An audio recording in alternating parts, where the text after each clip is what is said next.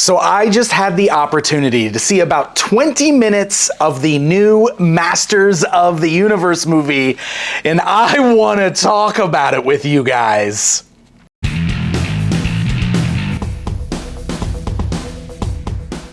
So first of all, very special thanks to Mattel and MGM Amazon for allowing me to come out here to CinemaCon and get this very exclusive Masters of the Universe experience. We got to go over to a movie theater to see about 20 minutes of the upcoming Masters of the Universe film. We actually got to watch this little screening with the director Travis Knight, as well as Nicholas Galitzine and Camila Mendes, which is He-Man and Teela in the movie, so they were all there and present. We got to see a cool introduction by Travis, and then he showed us about 20 minutes worth of the movie, and I'm actually going to talk about it with you guys here today. So first of all, spoilers! We are going to get into spoilers. I just want you to know I am not going to hold back. I'm going to tell you what I saw here. If you do not want this spoiled, come back to this later on. That was your warning. We are diving into it right now. So the first scene that we got was from the opening of the movie, and Travis even explained before he started it that this is like a scenario where Skeletor won. This is like kind of how the movie starts, is with Skeletor winning, which is what one of my predictions was. So I'll just go ahead and put that up there on the scoreboard that I called it. So yes, this is a scene at Eternos where Skeletor and his troops are barging in. They are taking over the palace. He-Man is a young kid here. He is just Prince Adam. He is young. He is scared. We see some great shots with him holding on to his mom, Queen Marlena, King Randor. We get Idris Elba as Man-at-Arms here, who tells the king, "Don't worry, I'm going to protect you." And then we see explosions. All of Skeletor's troops are kind of running into Eternos. And there's this incredible scene right here where like the doors burst open to this courtyard. And you get this moment where right after all of these Skelenites run in, like Skeletor's just basic henchmen, you get like the henchmen. They come walking in. We get this shot with Beastman. We get Spikor. I mean, just them coming in. And there's this moment where you're like, oh my God, they look like the toys, just kind of bursting in here on scene, and it's incredible.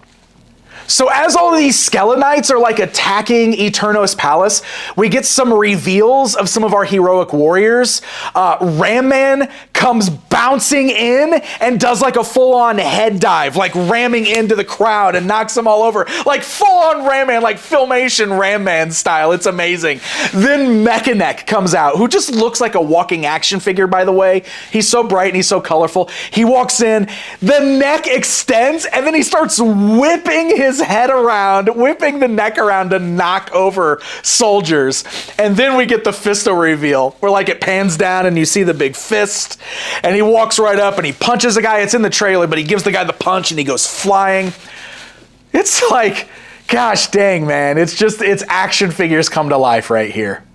So when they show up, that's essentially when Man-at-Arms is like, come on, we've got to go. And he grabs Randor and Marlena and the family, and they are running away. This is also a moment where we get this really cool, this really cool moment with young Teela, because she is there as well. Teela as a kid, and she is also scared, and she says as such to Man-at-Arms, her father. She says, "Dad, I'm scared."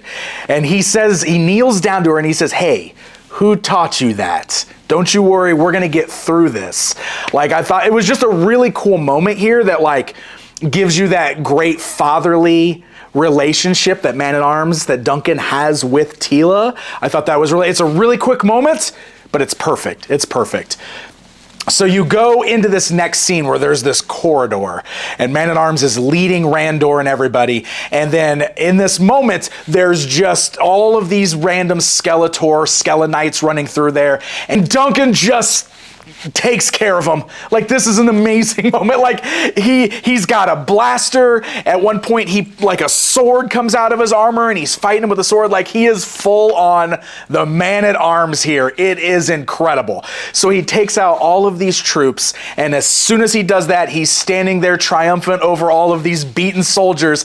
And at the end of the hallway, who rounds the corner but Trapjaw? Man-at-Arms looks back at Randor and he says, "Go, I've got this." And Randor and the Queen and young Adam run away, and we get this amazing face-to-face confrontation with Man-at-Arms and Trapjaw. And guys, let me tell you, the action is incredible in this part. Idris Elba, just these action scenes are incredible. This fight with Trapjaw is amazing. Like, we see Trapjaw change his mechanical arm to a hook, to a sword, to a cannon. I mean, it is unbelievable. Man-at-Arms pulls out the classic Man-at-Arms mace for this fight. I mean, we get this amazing back and forth between the two. And just as Man-at-Arms looks like he's victorious, like, he even stands over him and he says, "I'm the Man-at-Arms." It's amazing. And then Trapjaw surprises him by turning his arm into a cannon, holding it to his chest, and just says, "Well, you've lost." And then that's where the scene ended. Oh, dude, guys, you have goosebumps. I mean, like, this whole sequence was absolutely incredible. It just, like, the seeing how skillful Duncan is and why he's the Man-at-Arms and doing his job of protecting the king and the queen, protecting the royal family from Skeletor and his henchmen. It felt so He-Man. And I'm going to be saying that multiple times. So we cut into the next scene, and the next scene is with King Randor and Marlena and Prince Adam surrounded by Skelenites, kind of on that courtyard with the big statues that we've seen in the trailer. And this is where King Randor really shows that he's got some fight in him, because he starts fighting with all of the Skelenites, and he's winning. I mean, like, King Randor is fighting with all of these Skelenites. It's amazing. But then enters Skeletor.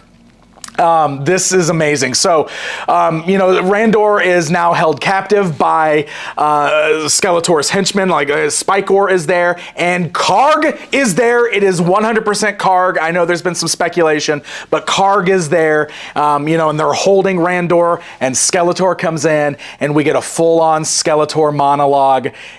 And it's good. Guys, I'm really pleased with what we're seeing with Skeletor here. I was so impressed by the way his face moves, because even though it's like a CG bone face, you still have expression when he's talking. A little bit of that expression really comes through. Jared Leto's voice, we got a little bit of it in the trailer. It definitely it's been described as like Shakespearean, and I can see that. It definitely reminds me a bit of Langella as well. I like it. I like what he's doing with Skeletor. But what's even greater is that, like, this is a moment where we get like some Skeletor laughs, which is incredible. He calls Evil-Lyn in this moment. Like, he full on does like the Evil-Lyn, and then she comes in all, "Yes, Skeletor." I mean, oh my. She sounds like Evil-Lyn when she walks in. He takes the crown off of King Randor's head and he puts it on his own head, and he just starts cackling. Like, he throws his fist up to the sky and he starts cackling like Skeletor. And then this is one of those, like, there's gonna be some silly stuff in this movie too, which I think it's a He-Man movie. You gotta have a little bit of fun with it. So Skeletor goes full on maniacal laugh here. Randor's crown on his head, holding his fist up to the sky, laughing, and all of the evil warriors are just kind of standing around him, just like watching it happen, looking at each other like they're not so sure of what they should be doing. And then Skeletor gets mad at them for it. He says, "What? That's the crescendo. That's where we're supposed to laugh." Like, he kind of does that, and they're all like, sorry, Skeletor. It's pretty funny. But it feels like Skeletor, and it doesn't take away from, like, the scene. Like, the scene is still such like an impactful scene here, which is really, really cool. So I loved all of this. This was all it's supposed to be from the beginning of the movie. So we see a lot of this attack on Eternia right at the beginning of the movie, which is, man, I knew it. I knew this was the direction we were taking. So the next scene we see cuts to later on where it's a bit of the Earth piece, where Prince Adam is in the back of a cop car because he was stealing that sword. Which we saw in the trailer. And like the cops are kind of making jokes at him for having a sword or whatever. And this is on the radio, which kind of becomes the soundtrack in this moment, is What's Going On by Four Non Blondes. So you got to have the What's Going On is thrown in there. I started laughing. Everybody in this screening started laughing when they realized what the song was here. And I've talked about this before, but there's like a whole generation who was introduced to He-Man through the What's Going On meme. So I feel like it definitely had to be here somewhere. I think this was a good scene for it to be here in because we're on Earth. It's kind of music that's playing on the radio, so we got it in the movie. But this is the moment where Beastman shows up because he's coming for the Power Sword, or he's coming for Adam. They know that Adam is here now. So Beastman has shown up, and then we get this scene where Beastman is chasing He-Man, like Beastman breaks the cop car. He-Man's running down the freeway with all the traffic backed up. Beastman's hopping around, and then Teela shows up. And Teela and Beastman have a fight, and Teela is victorious, and she turns around, and she looks at Adam, and she goes, "Adam?" And Adam looks confused, and then she goes, "You don't remember me?" And he goes, "Teela?" And then she says, "You ready to go home?" And that was the end of that scene. It was awesome. It was just awesome. Getting to see Teela come in and do some warrior goddess stuff, fighting with Beastman. But this was also really cool because we get to see the moment like Teela is remembered by Adam. He remembered her. So Adam remembers all this stuff. And I think that's part of the plot we've seen from the trailers is that he remembers everything from Eternia, but he's on Earth. And obviously people think he's crazy, but he knows he needs to get back there. He knows that sword is special. I think we're going to get some stuff with Sorceress reaching out to him. And because of this next scene that we're about to go into. So the next scene we got is Adam back on Eternia with Teela, with Duncan, who is very disheveled. He's not in his Man-at-Arms gear at this point. They are hiding, and at the end of this bridge is Trapjaw with a bunch of troops. And Adam sees him, and he goes, "Trapjaw." And then Teela goes, "Trapjaw?" And he goes, yeah, he's from one of my doodles. So that's kind of funny. Like, apparently, Adam, in his remembering all these characters from the world he knows he's from, he named them. So he came up with the name Trapjaw. I guess it's a fun way to explain why their names are so silly. I thought it was kind of fun. So then Adam says, "Let me go see if I can talk to him. This is actually what I do back on Earth." He like references being an HR person, and he thinks he can talk Trapjaw down. He wants to talk him through it. And Teela and Duncan are both like, "What? No, what are you talking about?" So then we get the scene where Adam approaches Trapjaw and tries to have a conversation with him. Trapjaw's not having it. Trapjaw immediately starts fighting with Adam. Adam cannot hold his own against Trapjaw. And in that moment, Teela even yells, "You've got a sword on your back. Use your sword." And when he reaches and he grabs the sword, this vision happens. Like you suck into his eyeball and the sorceress is there. And she goes, "Say the words." And it comes back out and he stops and he looks a little confused. And then he grabs the sword again, and it kind of sparks, and he looks at the sword and he goes, "By the," and then it shows the sorceress again, and she says, "By the power of Grayskull." And then he grabs the sword, and this is our first transformation sequence. He full on yells, "By the power of Grayskull." A lightning bolt strikes down in front of everybody. Like, this just happens in front of Trapjaw, in front of everybody. Lightning bolt strikes down. This is the scene from the trailer where He-Man raises up, because it's the first transformation, so it's a lot more elaborate. It reminds me of the transformation sequences in the 2000X series later on, where they actually showed him growing. That's what happens here. Like, he kind of floats up in the air, and you see muscles grow on him. You see the power harness strap onto him, and then he lands back on the ground and does the, "I have the power," and the spirit of Grayskull is behind. Guys, it's incredible. It is, God, I'm getting emotional thinking about it, but sitting in the theater, I was like, my heart was beating through my chest. It was incredible. And then, like, there's even some silly things here. Like, he looks down and he sees his abs, and he's kind of like, whoa, like, look at how strong I am, muscular I am now. But then he fights Trapjaw, and we get to see, like, He-Man's strength. Like, Trapjaw tries to, like, throw a punch, and he catches it, and, like, he catches the claw, and then we have this full-on fight where he just wrecks Trapjaw. He rips Trapjaw's arm off, the mechanical arm.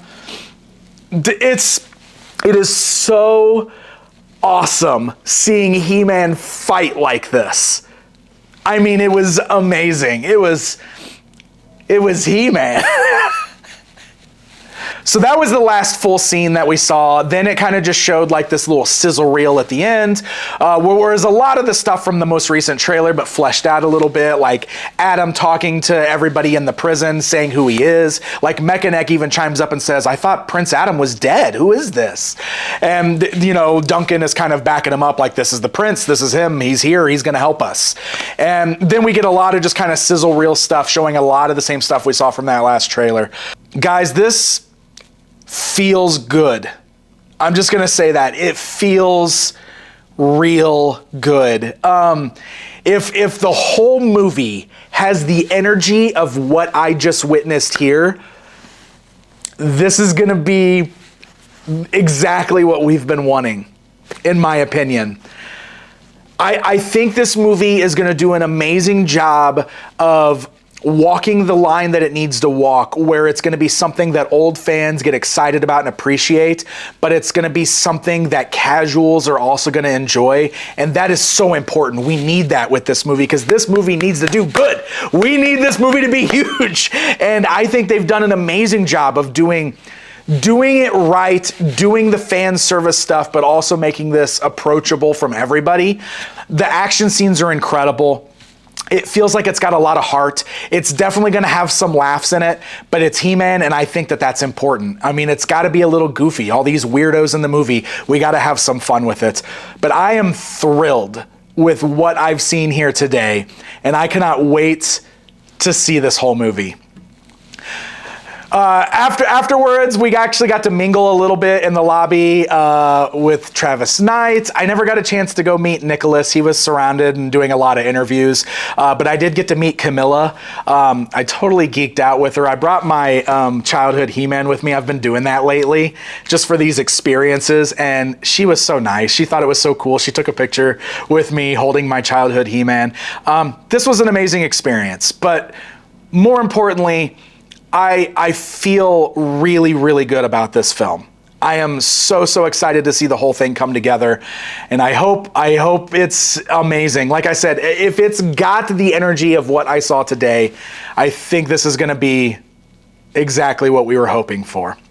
Whew. Now that I've spoiled so much for you guys, thank you so much for watching. Thanks again to the folks over at Amazon, MGM, and Mattel for bringing me out here to CinemaCon so that I can have this experience and share this with everybody else. Stay tuned, because we'll definitely keep talking about this as long as there's new stuff to talk about with this movie. I'll be here.